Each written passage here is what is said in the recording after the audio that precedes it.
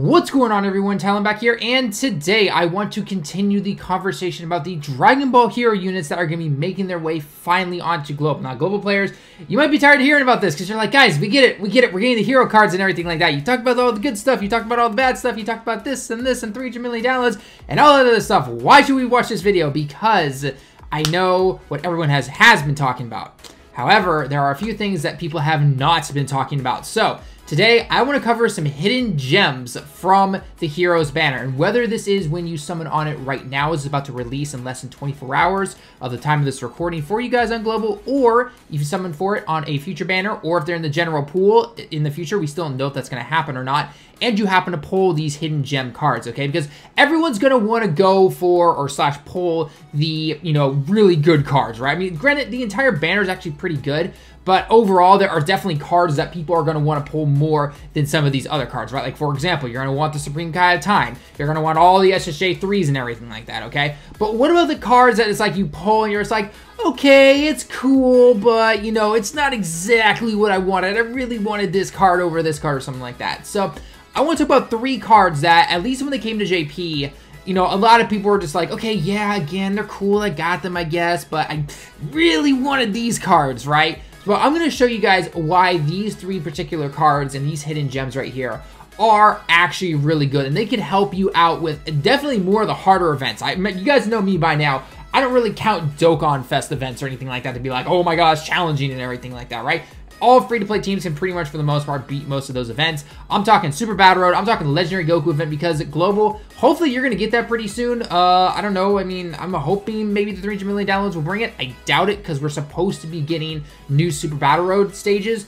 But I'm hoping that maybe you guys get it. If not with the 300 million download celebration, then I don't know, September, October time maybe. I think that'd be really cool. It's a cool event. It's really, you really try out some units that don't really get a lot of spotlight sometimes. And so that's what I want to kind of show you guys today, okay? So first off, I'm going to be talking about a card. Then I'm going to be showing some gameplay. Hopefully the gameplay can be, kind of show you guys exactly what I'm talking about when it comes to these cards and everything like that. And then I'm just going to give my opinion on, like, look, if you get this guy, I know you're not going to Baba shop them, unless I guess you're one of those people who don't really care about these cards. But don't think that, oh, okay, I'm just going to hold them on to collection purposes. Why not throw some orbs into them? Get them to an SA5 maybe. Get them to an SA10 potentially, depending on which ones they are. Because the one downside to this entire Heroes banner and just all of the hero units in general is that they don't have farmable super attacks, at least to my knowledge. I'm 99.9% sure on that one. So anyway, let's get into the 3 hidden gems in these banners that, because again, Global, you're supposed to be getting basically the latest banner that we got on JP a couple months ago, where it literally had all of the hero units. It had 7 units featured, and then it had about 18 in total, including those featured units. So sometimes you might not even pull these guys, but if you happen to, they can actually be pretty decent, okay? So the first one I want to talk about is Super Mira, okay? And no, unfortunately, this is not the old Mira in the game that gets a Dokkan Awaken or anything like that, okay? Don't even ask me when that's going to be getting a Dokkan Awaken, because it's just not going to happen, probably, okay? Anyway, so Super Mira here is a Extreme STR type, okay? So it gives Extreme STR types key +3, HP attack and defense up 70%. So that's pretty good right there. All right, not too bad. Not too bad for a little leader skill right there. And then Super Attack greatly raises defense and causes supreme damage to the enemy. Passive skill, attack up 100%, disables the enemy's guard, and attacked enemies get their attack and defense lowered by 20% for 2 turns, okay? The categories that he fits into are going to be the Resurrected Warriors, Androids, Time Travelers, Artificial Life. And in terms of his links that are actually, good, essentially, is going to be Fear and Faith, Nightmare, and I guess maybe Berserker could be a decent link sometimes. It's a little hard to say depending on what event you're going into with that link and what team you're particularly running him on, okay? So obviously, not the strongest attack, only does supreme damage compared to a lot of these other hero units that get immense damage. There are a lot of the hero units that got immense damage and are still only at UR, just like Super Mira is here. But overall, he's kind of, whatever, right? Like, on the surface, you look at him and go, okay, yeah, I can see the potential, you lower the enemy's attack after you've attacked them and everything like that, kind of throw him off rotation a little bit. Just make sure he doesn't get hit too many times in something like Super Battle Road, and you should be good to go, right?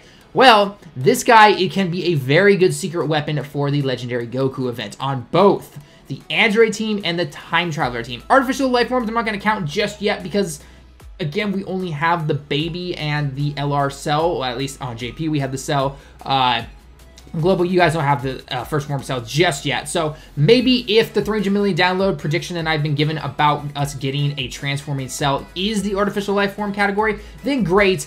Throw Mira into there, and that's another side of him right there, okay? But anyway, so again, Super Mira can greatly raise his defense on your super attack, okay? Now, if you have been watching any amount of our content, whether it's mine, To Truce, D-Free, Nano, you name it, you all know that we've taken on the Legendary Goku event quite a few times, and in there, we always talk about how someone who can raise their attack and defense consistently just every single time without restrictions is one of your best options when it comes to taking on this event, right? Well, one of the units that we talk about a lot is the Int Goku Black, the one who can transform, the one we all thought was kind of garbage. He was kind of like whatever, honestly, because of that restricted transformation passive and everything like that. Well, Super Mira does the exact same thing he does. He greatly raises his defense every single super attack. He's not going to be doing a lot of damage per se, but he can definitely be there on something like the Time Travelers category or the Android category and continuously tank against the Goku. And hopefully the gameplay so far that I've been showing you on the side here has been showing that, hey, he can actually tank against something like the STR UI Goku and the Int UI Goku, the final form, okay? Especially on that Int UI Goku, because a lot of people like to do that whole 3 dodge thing, or, you know, you give your guys a lot of dodge sometimes depending on what kind of unit they are.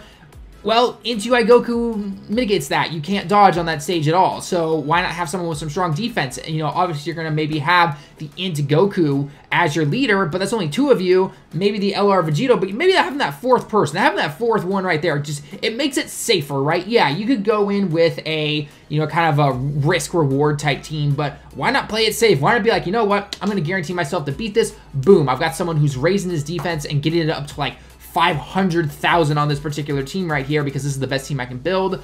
Or maybe my Android team's really good and I was lucky enough to find a Android 17 leader, and then, oh, by the way, I've got this Super Mira, boom, I'm taking everything basically, okay? So he is a little secret hidden gem on the Heroes banner. Again, never said he was a bad card or anything, just compared to the others, at first glance, you're kind of just like, okay, yeah, he's cool to have, but I really wanted this card. So if you get Super Mira, I'm not saying you got to get him up to SA10, rainbow him and everything like that. In fact, honestly, just you don't even need to get him up to SA10 if you don't want to. It depends on how many dupes you get out of him or something like that. Or if you have the Kais, sure, go ahead and throw him in if you want to. But overall, he is worth some orbs, I believe. Even if it's the top left path, because maybe you have the bottom right unlocked, but you never think you're going to get him into SA10, or it's kind of a slow progress too. Still throw some orbs into that additional attack in the top left corner, and you're going to be getting that super attack off quite a bit, because again, Fear and Faith, especially when you have him linked up with the Int UI Goku, the Int Goku Black, he gives +3 key to him, Fear and Faith with somebody else potentially on the team, boom, you're already at basically a super attack already, okay? Obviously, don't let the AGL get too many hits on in the beginning, but overall, you'll be fine after you get up to STR and Int UI Goku. He'll be tanking like a beast, and he's going to help you a lot through those events, okay? The next card I want to be going into is the Darkness Emperor, or basically Dark Mask King, aka King Vegeta. You know, because apparently we all cared about him and all that stuff. Anyway, he is going to be Extreme Int types key +3, stats up 70%, causes immense damage. Yes, an SSR non-Dokkan Fest unit that gets immense damage and lowers the enemy's attack and defense, okay? Now, he's not necessarily going to be very good, say, for the final stages of the Legendary Goku event, but he actually can somewhat be decent there if you maybe throw an item or 2 on. He's not going to be like Super Mira, where I don't have to really worry about it by the time I get up to STR and Int UI Goku and be like, you know what? All the attacks going to Super Mira? Sure, I'm not going to activate an item. I can save that for next turn. And he'll tank pretty much everything, right? This guy will need a couple of items to help him out. But the whole attack and defense up 80% is always really nice in his passive skill. He gets an additional 70% defense, so 150% defense after he's attacked, and he gets, after receiving that attack, and then that will last for 4 turns. So obviously, if you're getting attacked all the time because of the Legendary Goku event, that's going to constantly be activated and everything. Just keep that in mind right there. And then he recovers 10% of damage dealt as HP. So basically, he recovers 10% HP right there, okay? So 150% defense is not bad by any means. Again, he's not reducing damage or he's not mitigating damage, so just be a little careful when if he's taking too many hits potentially. Hopefully he doesn't take a super attack, or you've got an item, more of a defensive item to kind of help him out there and everything like that. But one place that he really can shine, though, is going to be Super Battle Road. I've taken him on to the Extreme Inch Super Battle Road. I've taken him on to the Extreme Class Super Battle Road, and he's helped a lot. I can throw him on the back rotation sometimes. If you maybe is one of your better cards, you can throw him onto the first rotation, or just kind of keep him on rotation, I should say. But overall, he actually does pretty well because his on top of the passive skill, in terms of his links, depending on what kind of team you throw him onto, he does have Prepare for Battle, which, again, with any kind of sand type class, he's going to be able to get off his 12-key super attack, no problem. Lowering the attack and defense is more going to be towards a Super Battle Road style and not necessarily the Legendary Goku events, because after the God stage, or up to the God stage, you can lower the attack and defense, but then after that, you can't. So he's pretty good right there. But he's also in the Time Travelers category. He's on the Vegeta family, because, spoiler alert, he is the King Vegeta. And then he's on the Pure Sands category. So whenever Pure Sands category gets their Super Battle Road stage as well, he can be a very good kind of off-rotation guy, depending on how good of cards you have. Granted, that category is pretty big, and I think people generally have some pretty good cards on there. But overall, if you're more of a newer guy to the game, then, hey, potentially it could help you quite a bit there. So that's something to keep in mind, okay? That constant lowering the attack and defense, getting that extra defense when he takes an attack, that's really nice. That is very, very nice. He can block, no problem. And then lowering the attack, that means he's taking even less damage. He's a really good card right there, and I can't wait to see what happens when he eventually gets his Dokkan Awakening, okay? Again, he's one of those cards that, yeah, at first glance, he's not a bad card, and clearly, just by looking at it, he's not a bad card by any means.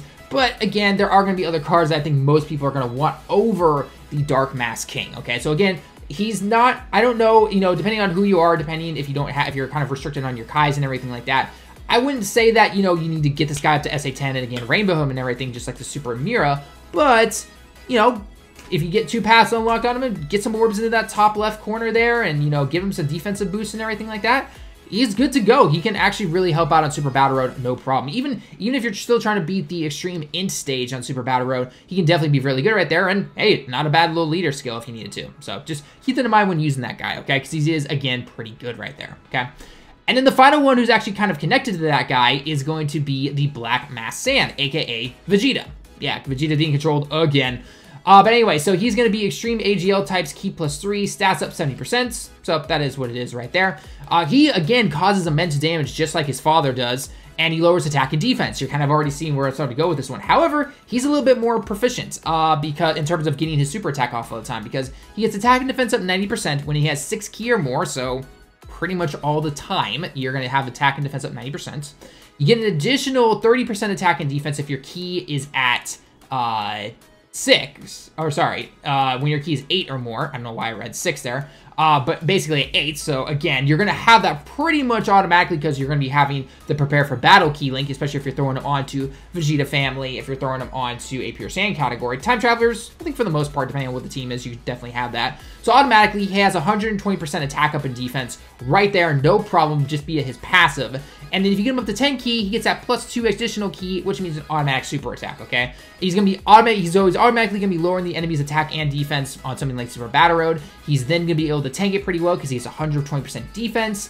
And then again, he's done some pretty strong leader skills right there. So just like his father, he again is a very good unit right there that I think a lot of people are going to look at and go, not the biggest fan of getting this guy. I would have preferred A, B, C, and D, but again, he's someone that you could really, really work out right there. He is somebody I would say that you probably want to throw a few Kais into because, again, 120% with immense damage. That's going to actually do some pretty decent damage, especially in something like Super Battle Road where you need to do the damage. But he's something I would keep on rotation, to be honest. Again, the Black Mask King, or a.k.a. King Vegeta, he's something you can kind of keep on rotation or off rotation, depending on how it is. But at least the King Vegeta can tank a little bit better, just because of getting that extra defense after getting attacked. Whereas the Vegeta here is, granted, it's only 30% less, but I think at the same time, unless you've gotten a few super attacks off, that's just something to consider right there, okay? So all 3 of these units here, I can guarantee you I'm going to see it at least 3 or 4 times, because we saw it when JP came and everything, where everyone was trying to summon for these guys, and we thought, and you know, they wanted to get this particular unit, and they ended up getting these 3 units, or one of these 3 units. And they're like, oh man, cool for the collection or something like that, but how's this guy really going to help me, right? I'm never going to use them. I'm just going to sit there at SSR state and everything. Well, I'm here to tell you guys that obviously, you know, it all depends on what kind of box you have and everything like that.